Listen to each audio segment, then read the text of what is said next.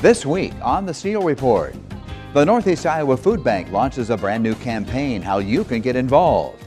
Iowa kids in foster care will get some much-deserved recognition, but they do need your help. And Iowa's famous Camp Courageous gets an unlikely partner in its efforts to find more summer counselors. And our program begins right now. Now from KWWL, this is the Steel Report. And welcome to this week's edition of the Steel Report. We're going to be heading down to Monticello and Camp Courageous right here in just a few minutes. We'll also let you know about a great event coming up to help honor Iowa foster care teenagers graduating from high school. But first, let's head over to the Northeast Iowa Food Bank to learn more about the Food Bank's brand new campaign. So what's the new campaign all about? The new campaign is all about getting people engaged to help fight food insecurity in Northeast Iowa. It's about giving back in a very simple way of donating $15 a month, which will help provide 60 meals a month to people in need in Northeast Iowa. We can't do it without community support.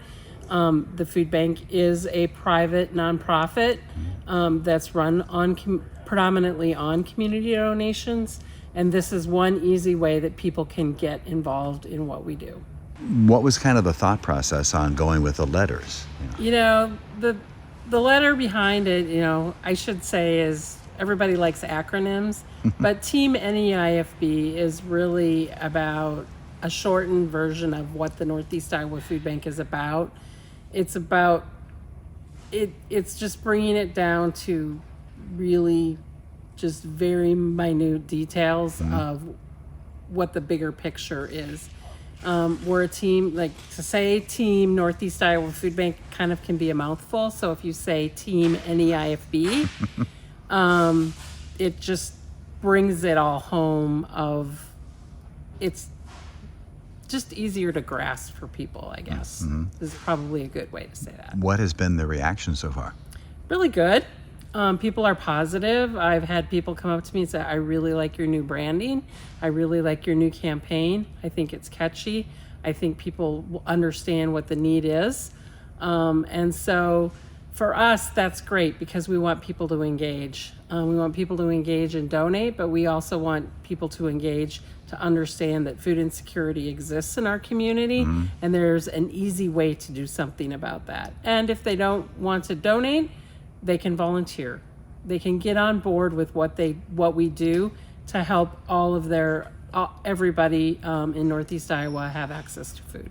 So we have these gorgeous, beautiful brand colors, and I really wanted to incorporate that into the logo for it.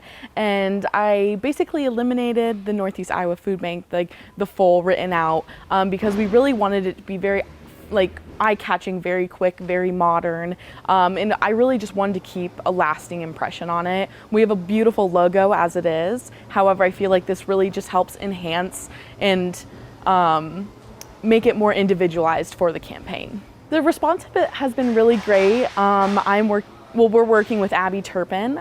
She has been such a fantastic networking part of this to reach out to people and different people in the communities and throughout the 16 county and bring them in and get them excited about this, and so we can really start to cause a chain reaction. The Northeast Iowa Food Bank invites you to join Team NEIFB and help them accomplish their mission of ending hunger for just $15 a month. Visit neifb.org/Team NEIFB or scan this QR code. KWWL cares. Have people said, we've seen the KWWL commercial with Mark Schnackenberg and Mark Woodley, and what's the feedback been on that? The feedback's been great. They like the fact that Mark and Mark are speaking up and speaking out to help the food bank. They like to see it's more than just somebody like myself asking for money, but asking people to be involved. It shows that the community as a whole is invested in what we do. So Team NEIFB is really about bringing the community together and targeting that new era of donors where we can have any income level make an impact. There's a lot of people who want to make an impact in our community, and just giving them the opportunity for $15 a month to provide 60 meals and giving them the opportunity, no matter their income level, to contribute to the Northeast Iowa Food Bank. So statistically, just in our pantry alone, in the Cedar Valley Food Pantry, over 4,000 households visit our pantry a month. But across Northeast Iowa, there's over 29,000 food insecure individuals. So really, we're working to make that less and less every day until we can really combat hunger and eliminate it in our community. I think it can really affect anyone, so there's no one community that's affected more than the other. It's really, you never know when it could affect you or someone you know, and having this resource is great to have.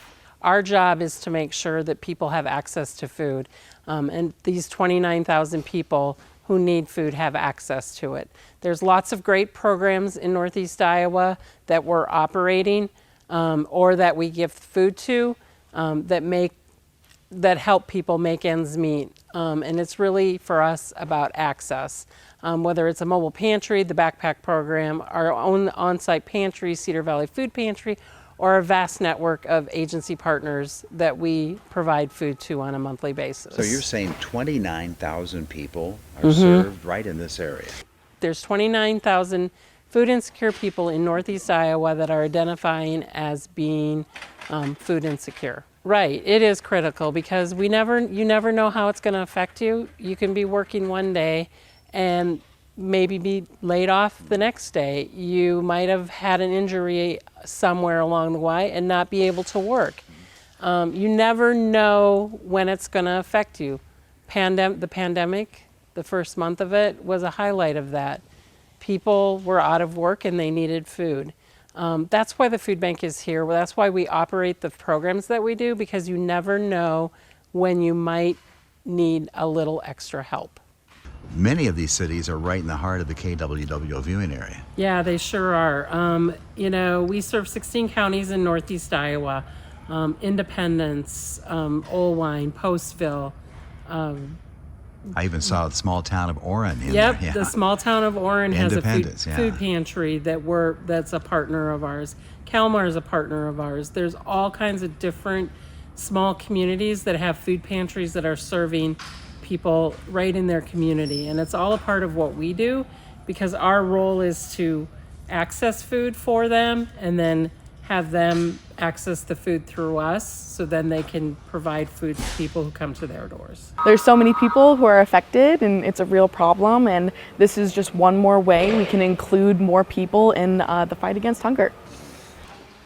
You can go to our website. It's neifb.org/team NEIFB, and there's a beautiful landing page where you can go in and read more about it. $15 a month correlates to 60 meals a month, and so really just giving people that hard data and seeing how they can really make an impact through $15 is a very big thing we're trying to show people and come across. Click on the QR code that comes up and just fill in your information, and $15 a month will be billed to you through your credit card, whatever, bank account, and come directly back to the food bank to help provide 60 meals a month.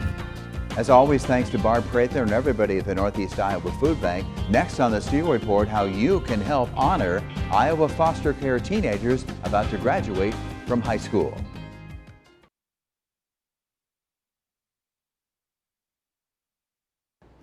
And right now, I'd like to welcome back to the Steel Report for this week. This is Pastor Christy Pingle of Radiant Church in Cedar Rapids, a legacy church out on Blairs Ferry Road. And Christy has come back this year to talk about a great event. This is another great event, Christy, coming up on May 19th. May 19th, and it's the open house for Lynn County foster youth who will be graduating from high school this year. Yes. So this is our 6th year hosting this event. And the last couple of years, we've had 21 students that we've been able to celebrate and honor. And this year, we already have about 14 signed up. They still have a little bit more time here to sign up, so we could have more than that. And it's just a great event to really honor these students that have beaten the odds in foster care. Yeah. The rate of graduation for foster kids in Iowa is not great, is it? Can you talk a little bit about that? Yeah. It's only around 52% of kids that are raised in foster care that end up graduating high school. And then beyond that, only 3% will graduate college. Amazing, yeah. And we have had 1 or 2 students in the last few years that have asked if they could be part of the graduation open house that are graduating college. And how can you say no? Exactly. Because they didn't get a high school graduation, so we might as well give them a college graduation party. You'll have this basically in your lobby area. Yep. Is the public invited? Absolutely, yes. There's 2 ways you can get involved.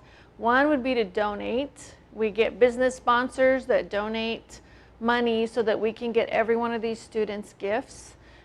We have tried to work it out so that every student gets around $1,000 worth Wow. of gifts and gift cards. So it really helps them on their next chapter of life. Sometimes it helps them put gas in their car that day, you know. So we definitely could use donations, and then we would love for people to show up the day of May 19th at 3 o'clock. It's an open house format. You can come and give them cards, encourage them. I know it might seem odd to come to a grad party of people you don't know, but these students, we just want to cheer them on and celebrate them and let them know their community cares about them. You can send a gift in ahead of time. You can donate online if you Okay. just want to, you know, sometimes it's hard for people to give $5 per student or $10 per student or whatever, but if you can give whatever you can donate online. Our church website is radiantchurch.live. If you go /events and look for Foster Youth Graduation, there's a donate button on there. So that's one way to donate. But if you want to give money or gift cards ahead of time, you can just mail it to the church. Your congregation really gets involved. Yes, yes. They donate money. We have some of them become a personal advocate Right. for the students so that they're with them the day of the event, so it's not so weird and awkward. And yeah, they have really shown, and they show up. That's part of it too, is they show up to show their support for these students. Yeah, because as I understand it, maybe you can correct me on this, but each student will have their own table Yes. in the lobby of Radiant Church. Yep. And then what will happen? Just kind of come into the church and just greet them, be with them, Yep. conversation, whatever, right? Yeah, they'll have their own table with a banner with their name on it and a box for the cards on every table. And you can just, you know, talk to them, find out what their plans are for the future. We also have some ladies in our church that have been making quilts. Oh, wow. So every student gets a handmade twin-size quilt. But yeah, you can just come, talk to them, walk around the room. It's open house format, so you come and go as you want to. And we know that May is graduation time, so all of you watching are used to giving gifts to graduates that you know. How about considering a gift for someone you don't know who really, in many cases, didn't have a chance as they went into the foster care system? And for example, we had a beautiful young lady last year, Morgan Sullivan, on the show, and she had graduated a few years ago but took part in one of your first, I think this is the 6th annual open house coming up. And Morgan had talked about being, I think, in the foster care system since she was like 12 years old. Yeah. And had been in many, many foster homes. And that's the case for so many foster kids. They deserve a chance to be recognized and show what they can accomplish and what they will accomplish. Yeah, they've been on their own. You know, the Bible talks about taking care of widows and orphans. And we really feel like that's what we're supposed to help do as much as possible. And it's just an honor to celebrate these students and to give them a leg up on the next chapter of their life. And I think last year, your husband, Pastor Brian, recognized these students by saying he wanted to make sure we point out none of this goes to the church. All of these No. donations go directly to these foster care students and Yes. graduates, right? That's a Yep. really important aspect, because sometimes I think people go, oh, where's my money going? Well, they're going right to the kids this year. Yeah, we've had businesses that don't like to donate to churches, Right. but we're trying to get them to understand all of it is split evenly between the students. We don't keep any of it. So how it started was we just wanted to do something to help with foster care, and we had the opportunity to meet with 2 different caseworkers, and we were able to ask them questions about where are the gaps. As we know, there's a lot of gaps, but what are the gaps, and where can we help? And so these caseworkers mentioned there's this grad party in Cedar Falls, Waterloo area that we've always wanted to be able to have something like that in Lynn County, but we don't have the resources or time to make it happen. And so we said, we can do that. That's something we can do. We can make that happen. And so we started working with the caseworkers and coming up with a plan and getting donations, and now that's what we do every year. And so these students, when they graduate high school, they're out of the foster care system, but they can opt back in, and then they work with Foundation 2 to help them. If they didn't graduate, they can get their GED. They help with helping them find housing and transportation, and they still get some assistance from the government, but then the workers with Foundation 2 work alongside them for a longer amount of time. Yeah, I mean, because some of the kids have been in foster care a very long time. They may, obviously the goal is always to reunify the foster child with their biological family. Sometimes that just isn't possible. And what you're talking about is a great program, the Foundation 2 Aftercare program, which has helped so many of our youth here in many, many years.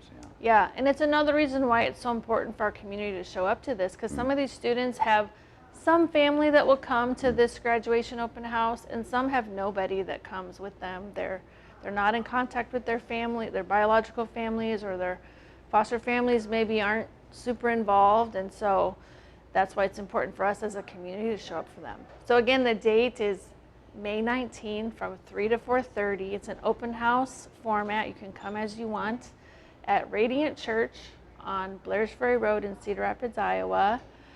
2 ways to get involved. You can donate and you can show up. Pastor Christy Pingle of Radiant Church, Cedar Rapids, Iowa. I really appreciate you coming in again and say hi to your husband there, the lead pastor, Brian, and also those foster kids. We hope that they'll have a great turnout from the public and from your congregation, and it really all across Lynn County. This is a Lynn County event, so that's really important. So Christy, thanks a lot for taking the time to come in. Hope you have a great turnout on May 19th. That's a Sunday, by the way, out at Radiant Church. More coming up on the Steel Report in just a moment.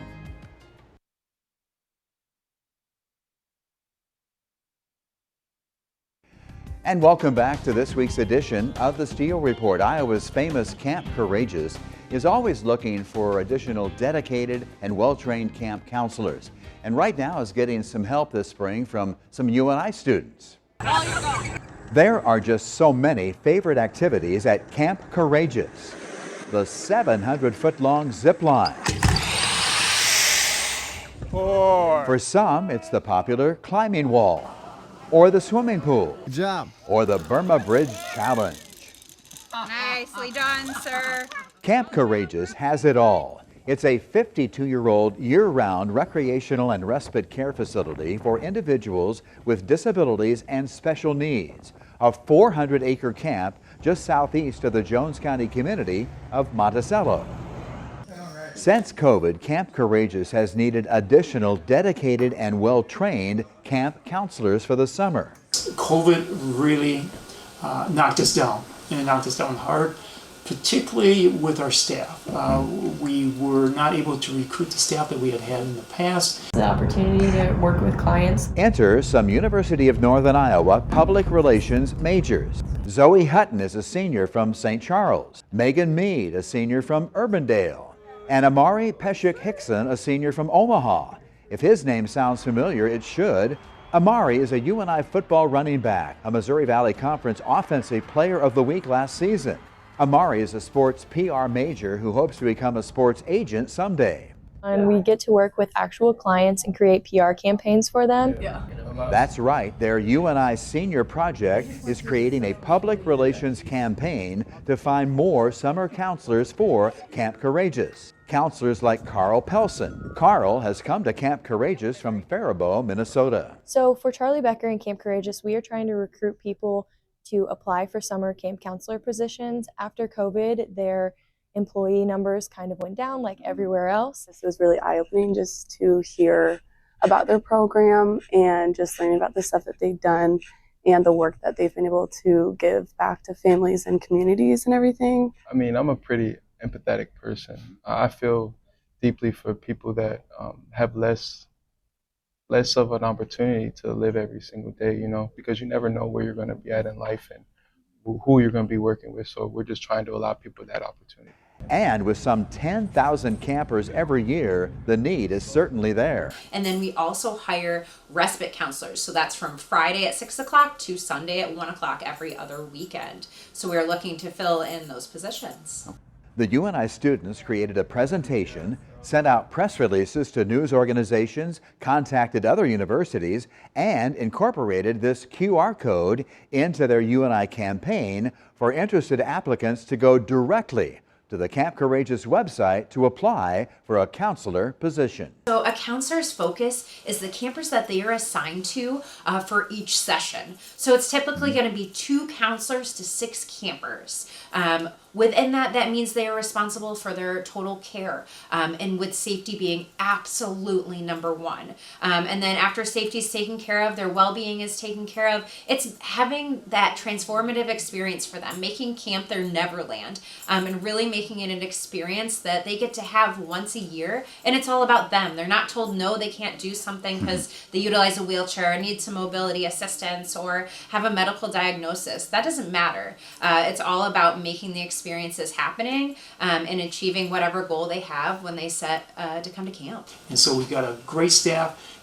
We have beautiful facilities, but it will always be the staff that'll be the key to the success of Camp Courageous. And I'm very optimistic that we have the staff right now, and we'll have staff this summer and on into the future. So we've reached out to different media outlets, like different colleges, sending out application opportunities, and we've created some social media posts to share out just to make people aware of the help that Camp Courageous needs. Just learning the importance of like having relationships with different people and learning how to communicate with a wide variety of people. And you're not always going to get a response from people, whatever, but just continuing to keep reaching out and putting forth effort to try to reach more people. It's a great opportunity.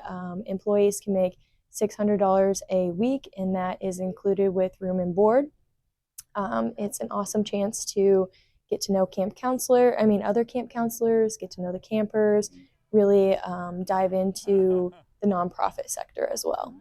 And we're really excited to have this opportunity because we are passionate about working with individuals who may otherwise need respite care, interactions. When hearing about it, and because me personally, like what I want to do when I get older, one of my goals is to open up a foundation for kids from where I'm from in Omaha, just to help out people that have disabilities, don't have disabilities, underfunded, first generation college students, immigrants. Like that's something that really gets me going when I look forward to the future, is just helping out kids. So being that this camp helps out kids that are less fortunate in life and don't have